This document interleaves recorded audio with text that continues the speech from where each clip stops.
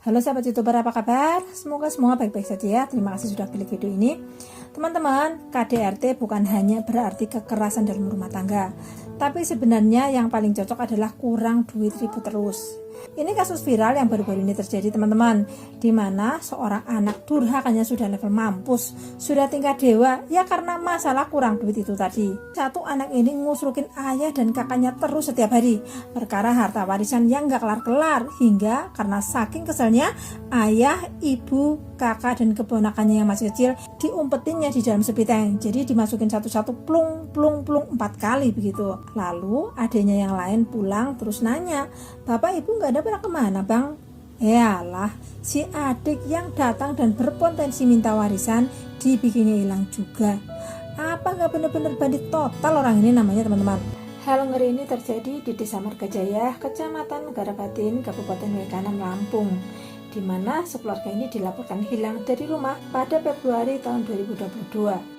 Mereka adalah Pak Jainuddin yang berusia 70 tahun dan Siti Romlah 48 tahun yang merupakan pasangan suami istri. Wawan berusia 40 tahun, lalu anaknya Wawan bernama Zahra berusia 5 tahun. Wawan ini adalah anak Pak Jainuddin dengan istri pertamanya. Menurut para tetangga nih, keluarga ini sering banget ribut cekcok perkara warisan itu tadi teman-teman. Di mana dua anak laki-laki Pak Jainuddin dari istri pertama tidak rela bila Pak Jainuddin juga memberikan warisan, bahkan lebih banyak kepada satu anak laki-laki dari Romlah istrinya yang nomor 2. Kisah keluarga di Coreng ini bermula pada bulan September tahun 2021. Jadi pada malam itu si Erwin sama kakak kandungnya Wawan lagi-lagi cekcok. Bagi kedua orang tuanya hal itu adalah sudah biasa, tapi kali ini durasinya lebih lama. Dari sore sampai jam 1 malam gak ada kelar-kelarnya itu cekcok. Saking kesal karena masalah rebutan warisan ini, seolah gak ada ujungnya, Erwin mengambil kapak dan memukulkannya kepada Wawan sebanyak 2 kali. Wawan pun ambruk. Didengarlah sama Pak Jainuddin sama Bu Siti Romlah yang saat itu lagi tidur. Soalnya kan hari sudah malam. Bangunlah suami istri ini untuk mengecek. Suara apa itu? Kok buk seperti itu? Belum sempat Pak Jainuddin ini bertanya, si Erwin yang hatinya masih kesal tidak ada istighfar sob. Erwin justru langsung memukulkan beberapa kali. Ibu tirinya Bu Romlah yang saat itu menyaksikan kejadian itu pun menjadi ketakutan. Dia langsung berupaya lari ke dapur, tapi dia pun tidak berhasil selamat dari kejaran Erwin. Mendengar ribut-ribut, suara teriakan, suara benda jatuh, Zahra, ponakan yang berusia 5 tahun, kaget sekaligus takut. Dia pun kebangun, nangis dia. Melihat itu, Erwin yang biasanya begitu sayang pada Zahra, kali ini lain. Dia hampiri dan langsung memeluk dengan erat, tapi bukan untuk menenangkan biar gak takut. Sebab saat itu, Erwin Nudin juga meremas bagian leher Zahra, hingga Zahra pun ikut-ikutan tidak selamat. Ya sudah, pagi dini hari itu 4 orang bergelimpangan tidak selamat di dalam rumah itu. Karena merasa kelelahan, si Malin Kundang ini langsung keluar dan duduk sambil menghisap rokok di depan rumah. Dia saat itu berpikir, gimana ya biar gak ketahuan, enaknya abang, emak sama bapak ini ditaruh di mana ya? Di saat itulah setan langsung mengajak bekerja sama. Erwin pun teringat kalau di belakang rumah itu ada sapi tank. Dia pun pergi mengecek ke sana. Yang saat itu kondisinya masih berupa galian tanah.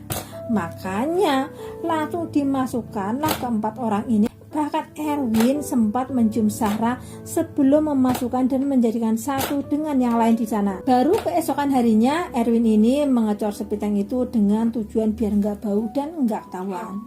Aman teman-teman. Tapi rupa-rupanya menghilangnya Pak Jainuddin dalam waktu beberapa hari sudah membuat para tetangga termasuk Pak Yani, kepala desa setempat, bertanya-tanya, "Pak Erwin, Pak Jainuddin kemana? Kok lama nggak kelihatan?" Tentu saja Erwin sudah menyiapkan jawabannya. Bapak pergi ke gunung untuk berladang sekeluarga dan dalam keadaan sehat-sehat saja Pak Lurah. Sudah setelah itu tetangga tidak penasaran lagi. Tapi sebulan kemudian, tepatnya pada November tahun 2021, tiba-tiba Erwin ini menjual tanah milik Pak Jainuddin. Iya, tetangga yang dengar kaget pastinya. Orang tua ngilang sebulan, kok anaknya di rumah malah jual-jual tanah? Ditanya lagi sama Pak Lurah, tapi Erwin ngomong kalau ayahnya yang nyuruh menjual, katanya untuk bayar utang. Pak Lurah berpikir masuk akal juga nih.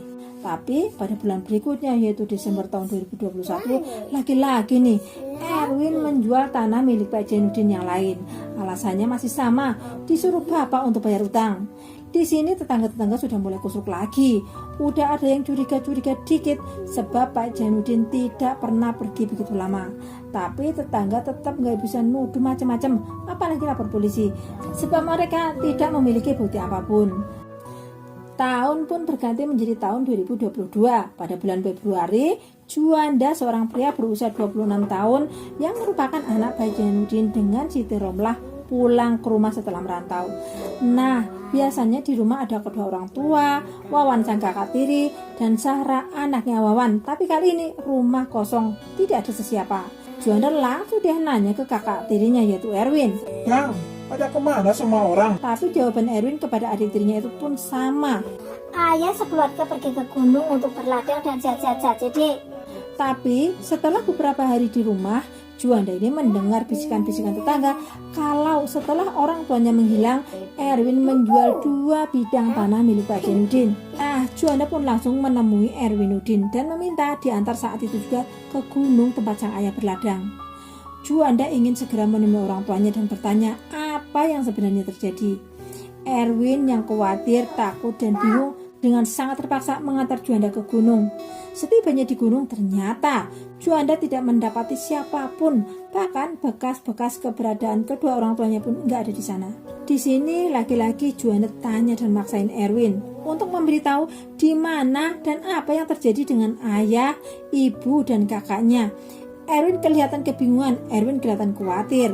Jawaban Erwin selalu muter-muter dan tidak jelas dengan berbagai alasan. Sampai di rumah, Juanda tetap tidak merasa puas dengan jawaban kakaknya ini. Hingga akhirnya kakak adik ini terlibat pertengkaran yang sangat hebat. Pertengkaran itu disaksikan dan berhasil dilerai serta didamaikan oleh Pak Kepala Desa saat itu juga. Besoknya, Juanda langsung melaporkan perihal hilangnya ayah, ibu, serta kakaknya ini ke kantor polisi. Semua warga termasuk Pak Kepala Desa akhirnya tahu kalau ternyata Pak Jainuddin sekeluarga tidak sedang berada di gunung untuk berladang.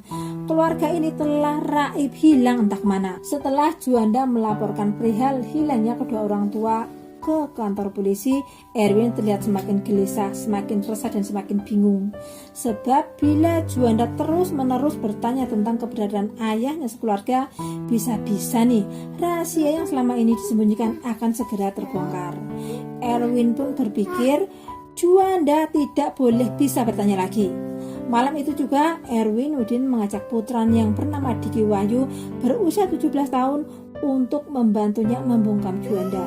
Awalnya nih teman-teman, Diki ini menolak dan terus menolak. Tapi Erwin terus memaksa, merayu dengan berbagai cara. Bahkan berjanji Diki akan diberi uang yang sangat banyak. Hingga akhirnya Diki Wahyu ini terpaksa bersedia. Setelah malam hari sudah sepi, semua orang sudah tidur, Juanda juga sudah tidur. Diki dan Erwin ini celingak-celinguk, mengendap-mengendap masuk ke kamar dengan membawa sepotong besi sepanjang 150 cm. Dan dengan tanpa ragu dia mengayunkan besi ke arah adik tirinya itu dan langsung membuat Juanda tidak sadarkan diri. Kelakuan anak bapak ini tidak berhenti sampai di situ teman-teman. Tanpa belas kasihan, Erwin mengalungi adik tirinya ini dengan seutas tali dan langsung menariknya ke arah dapur, benar-benar seperti ternak.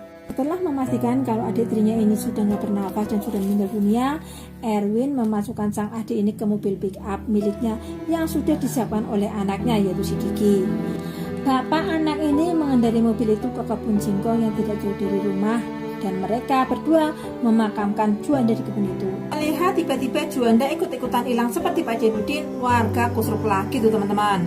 Pasti ada apa-apanya. Apalagi mereka melihat Erwin kelihatan anteng-anteng saja saat seluruh keluarga ayahnya hilang tak ditelan bumi. Pak Kades yang sudah curiga sejak awal menghilangnya Pak Jainuddin jadi semakin curiga nih. Masa habis berantem dengan kakaknya, si Juanda ini langsung ikutan hilang. Seperti Pak Jainuddin dan Wawan juga sering cekcok dengan Erwin terus jadi hilang. Sebenarnya inginnya si Pak Jainuddin ini melapor pada polisi, tapi tunggu dulu siapa tahu besok mereka ini balik lagi ke rumah. Ditunggulah sama Pak Kepala Desa ini sebulan, 2 bulan, 3 bulan. Mereka tidak ada yang kembali sampai pada bulan Juli tahun 2022.